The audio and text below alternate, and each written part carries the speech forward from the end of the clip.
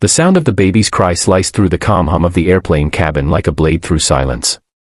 Passengers exchanged glances, some irritated, some sympathetic, others pretending not to hear.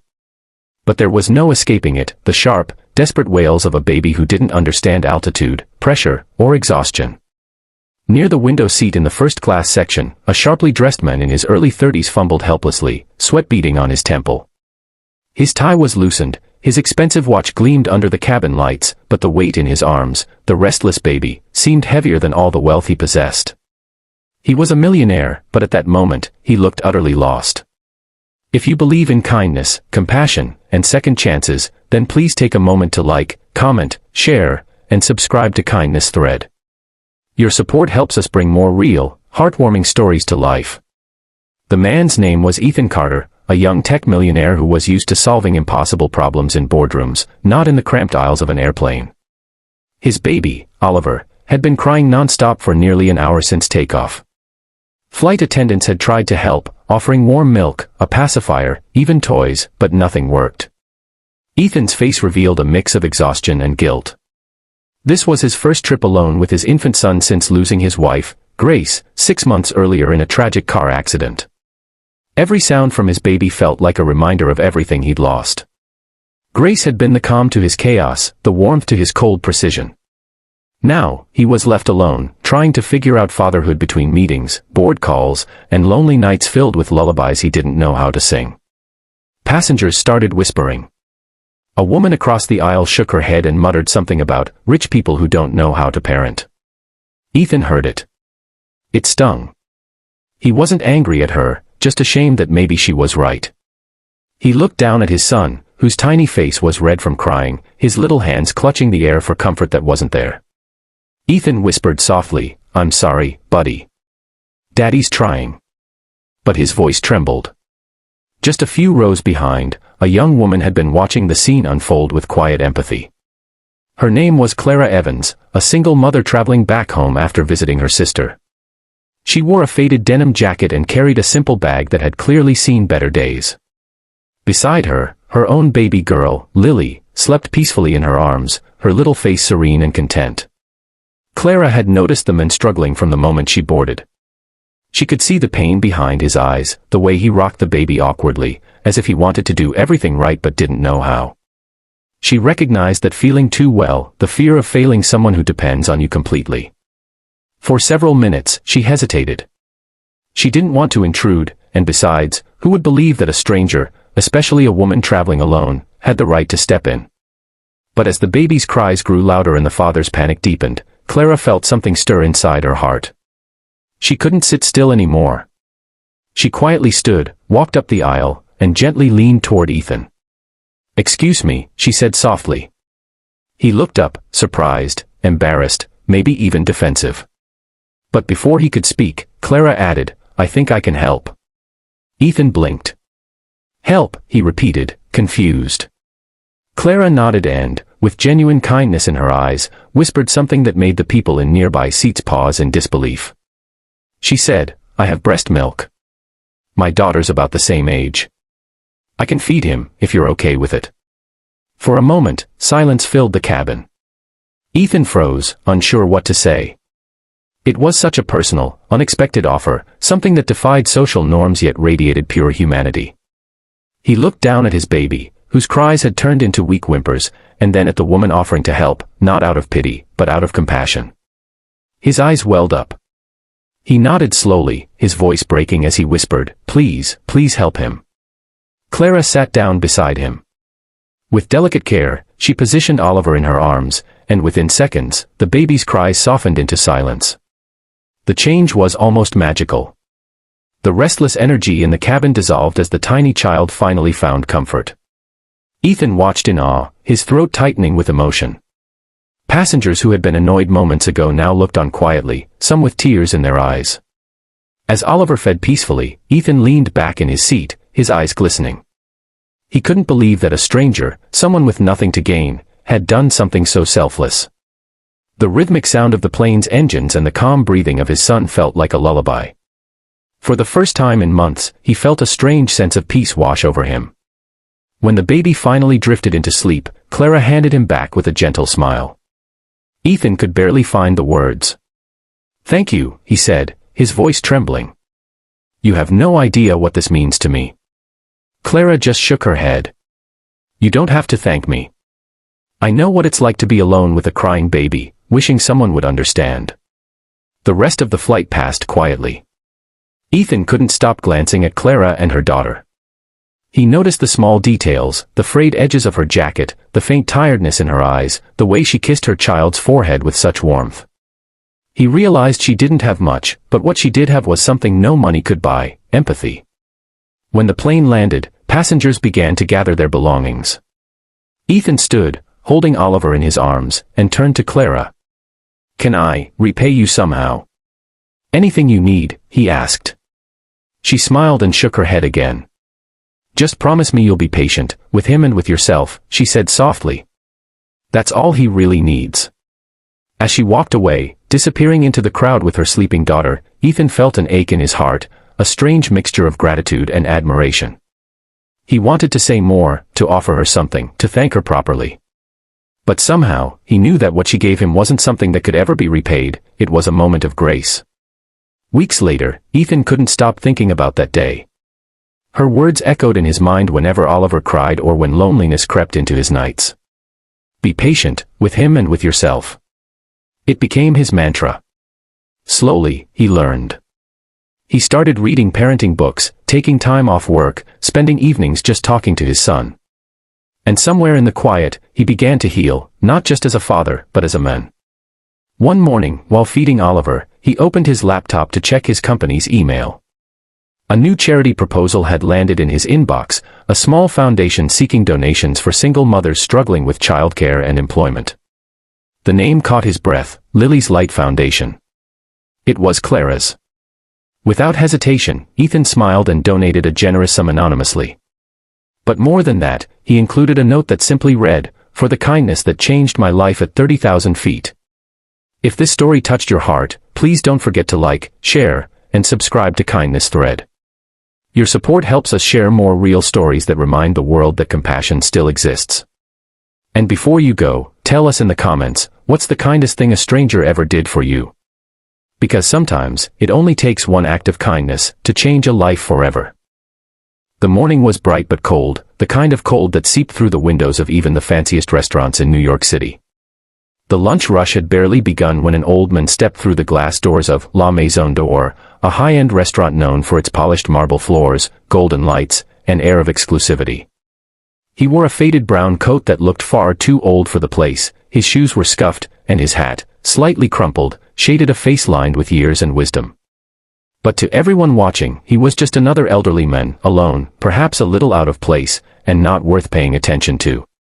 No one knew that the man who had just entered was a billionaire from Japan, a man who had quietly built an empire through decades of humility, patience, and respect.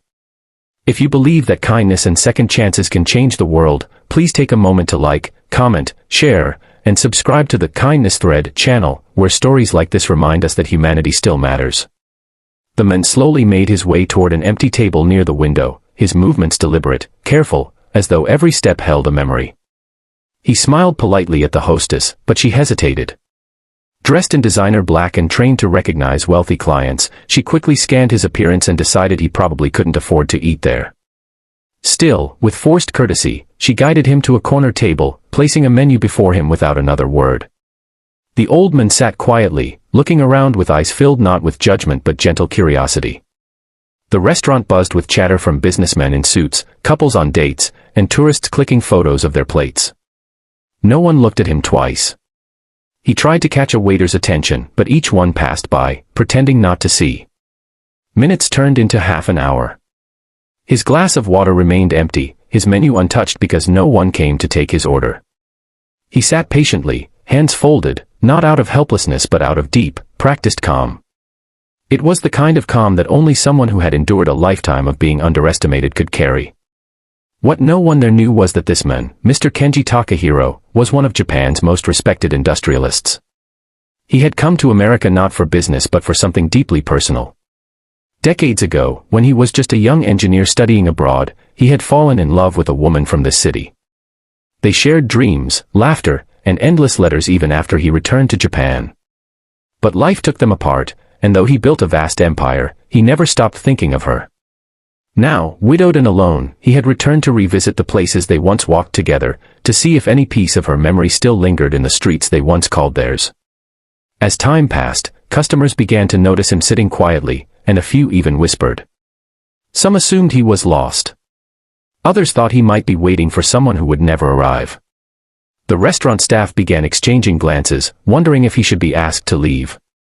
But before anyone could act, a young waitress named Emily noticed him. She was new to the job, working double shifts to support her mother's medical bills and her younger brother's education. Tired, but with a heart that still believed in kindness, Emily watched the man bow his head slightly toward every passing waiter, only to be ignored again and again. Something inside her stirred. She remembered how her late father used to bow gently whenever he thanked someone, a habit he picked up during his years working in Japan. Without thinking, she approached the man's table, her eyes soft and welcoming. When the old man looked up, she smiled warmly, bowed slightly, and said in gentle Japanese, "Konnichiwa, o genki desu ka?" "Hello, how are you?" The entire room seemed to pause. The old man's eyes widened in surprise, and then, for the first time that day, they sparkled. His lips trembled before curving into a grateful smile. In a soft, emotional voice, he replied in Japanese, asking her name. Emily answered, bowing again slightly, continuing in her best Japanese, explaining that she had studied a bit in school and admired their culture deeply. At that moment, something unspoken passed between them, an understanding that transcended language or appearance. Emily took his order with care, making sure every detail was perfect. She poured his water herself, adjusted the napkin, and returned with a cup of green tea instead of coffee, whispering that she remembered Japanese guests preferred it. The old man clasped his hands together, bowing his head slightly before taking a sip. It was a simple act, but in that moment, he felt seen, respected, and valued, not for his wealth, but for his humanity. As Emily served him, a quiet dignity filled the space around them. Other diners began to notice the gentle exchange, the kindness in her gestures, the warmth in his grateful nods. Whispers turned into silence as guilt washed over those who had judged him. Even the manager, realizing who the men might be after overhearing fragments of their conversation, stood frozen near the counter, unsure how to respond. When the meal ended, the old man asked for the check, but the manager rushed over, apologizing profusely and insisting the meal was on the house. The old man shook his head politely. "No," he said softly, his English careful but clear, "respect cannot be free." He took out a small black card from his pocket, something only a few in the world possessed, and handed it to Emily along with a business card embossed in gold. She looked at it, confused, until she read the name. Her eyes widened. "Kenji Takahiro. Takahiro Group," she whispered. The manager nearly dropped the tray he was holding. The billionaire smiled faintly. "Kindness," he said slowly, "is the most expensive thing in the world. But you gave it freely. Thank you." He stood, bowed deeply to Emily, and left the restaurant, his steps light, his heart full. The next morning, when Emily came to work, everyone was buzzing with news. The restaurant had received a glowing feature in a national paper. A Japanese billionaire had visited anonymously, praising the kindness of a single waitress who made him feel at home. Along with the article came an envelope addressed to Emily. Inside was a handwritten note and a letter of sponsorship. Mr. Takahiro had offered to fund her college education and help with her family's expenses, saying it was his way of honoring the spirit of kindness that reminded him of someone he once loved. Tears filled Emily's eyes as she read the letter over and over. For her, it wasn't about the money, it was the reminder that being kind, even when no one's watching, could change someone's world in ways unimaginable. If this story touched your heart, please like, share, and subscribe to Kindness Thread so we can keep spreading stories that restore faith in humanity. Before we end, I want to ask you one thing: what's the smallest act of kindness someone once did for you that you never forgot? Share it in the comments below. As the sun set outside the restaurant that evening, Emily stood by the window where Mr. Takahiro had sat, her reflection glowing in the golden light. Somewhere across the ocean, an old man smiled while sipping his tea, grateful that in a world that often rushes past, one waitress remembered that kindness still speaks every language. And that, sometimes, the simplest words, "Konnichiwa, o genki desu ka?" can bridge hearts oceans apart. Because in the end, kindness is the truest form of wealth. From the very first moment he saw her, something inside him froze, not out of fear, but out of recognition, as if life had suddenly placed a mirror in front of him and demanded he look closely. It happened in a small cafe on a winter morning when snowflakes pressed like tiny hands against the fogged-up windows and everyone seemed wrapped in their own quiet worlds. But the silence cracked the second the woman walked in with the burn-scarred girl beside her. The child sat down nervously, her shoulders tucked inward, as if she were trying to fold herself into a place small enough to hide the scars that crossed her cheek like fading lightning. People glanced at her, some with pity, others with that uneasy curiosity strangers often carry without realizing how heavy it feels on the ones being stared at. And standing only a few steps away, holding his coffee and trying to calm his own trembling heart, was the single dad who everyone quietly assumed would never accept someone like her. If you believe kindness and second chances can change a life, please like, comment, share, and subscribe to our channel, Kindness Thread. Your support keeps stories of hope alive. For months, Daniel, who had been raising his 8-year-old daughter Lily alone, carried the weight of a guilt he rarely spoke about. His wife had passed away in a house fire 3 years earlier, a fire he couldn't forget no matter how often people around him tried to assure him it wasn't his fault. He had gotten out in time. She had not. And though Lily survived with him, she had grown quieter and more closed off after losing her mother. Daniel often wondered if she secretly blamed him, or if she simply no longer knew how to trust the world. Every winter felt like a reminder of what had happened, the coldness, the helplessness, the suddenness with which life can collapse without warning. On this particular morning, Daniel had brought Lily to the cafe after school canceled classes due to heavy snowfall. He thought a warm drink, a quiet room, and time together would help soften the day. He didn't expect their lives to intersect so sharply with someone else's. The burn-scarred girl, sitting only a few tables away, looked around with wide yet guarded eyes. She held her cup carefully, using both hands, as though afraid something might slip through her fingers. Her mother, tired but patient, whispered encouraging words only she could hear. Something in the girl's expression, a blend of fear, hope, and resignation, pulled at Daniel like a thread that had been waiting years to be tugged. People around the cafe murmured softly, pretending not to stare but failing each time their gaze lingered on the girl's face a second too long. Lily watched them all with a cautious expression, especially Daniel, trying to understand why her father kept glancing at the child across the room. When Daniel noticed the girl attempting to hide behind her hair, his chest tightened. It wasn't her scars that struck him, it was the loneliness behind them, the same loneliness he had seen in his daughter's eyes after the fire, the same loneliness he saw sometimes in his own reflection. He moved toward the counter to order pastries for Lily, but his steps slowed when he heard a couple whisper, wondering aloud how someone could bring a child looking like that into public, as if the girl were something fragile that should be tucked away. Their tone wasn't cruel, but careless enough to wound. Daniel looked at the child again. She had heard them. Her fingers curled tightly around her cup, knuckles whitening, shoulders rising with the instinctive bracing of someone used to judgment. It was in that moment Daniel understood what he had to do, though he didn't yet know how to start. When he returned to Lily's table, he noticed the girl had dropped her napkin near the walkway but seemed too nervous to stand and pick it up, fearful that more eyes would land on her. Daniel bent down, picked it up gently, and handed it to her. The small gesture seemed to shock everyone around them, so simple, so normal, yet so unusual in a world where people often don't know what to do with someone who looks different.